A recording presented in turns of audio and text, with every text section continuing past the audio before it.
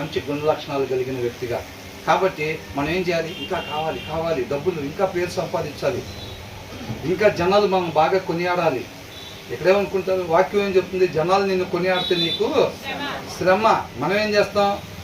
లైక్లు, వ్యూస్, ఎంతమంది అసలు మనం అంటే నీకేమక్క అన్నా అసలు నీ తర్వాత ఎవరైనా ఈ కావాలి మనకి బాగా, అవునా?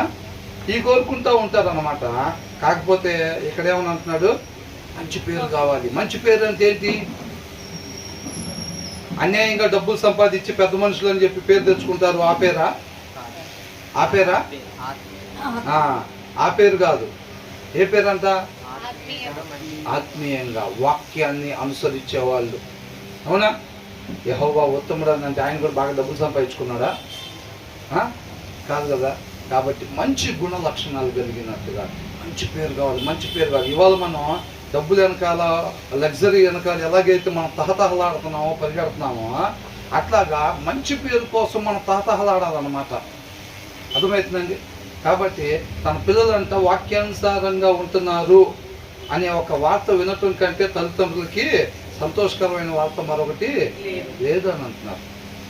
మీ అబ్బాయి కలెక్టర్ అయ్యాడు, ఆ వార్త చెవిని పడితే సంతోషం అనిపిస్తుందా? లేకపోతే వాక్యాన్ని అనుసరిస్తున్నాడంటే సంతోషం అనిపిస్తుందా?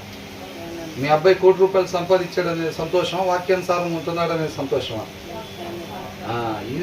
వీళ్ళు గురి కరెక్ట్గా ఉంటే కనుక వాక్యానుసారంగా ఉంటున్నారు అనేది. కాబట్టి మనం ఏంటంటే, నేను బాగుండాలి, నాకు ఆరోగ్యం బాగుండాలి, నాకు మంచి సౌకర్యాలు ఉండాలి, నా భార్యకి మంచి ఆరోగ్యం ఉండాలి, మంచి సౌకర్యం ఉండాలి, పిల్లలకు మంచి ఆరోగ్యం ఉండాలి, మేము ఉన్నా లేకపోయినా తర్వాత దినాల్లో కూడా ఇబ్బంది పడకుండా మంచి సౌకర్యాలు ఉండాలి, మంచి ఆరోగ్యం ఉండాలి. అది కాదండి. ఏముండాలి?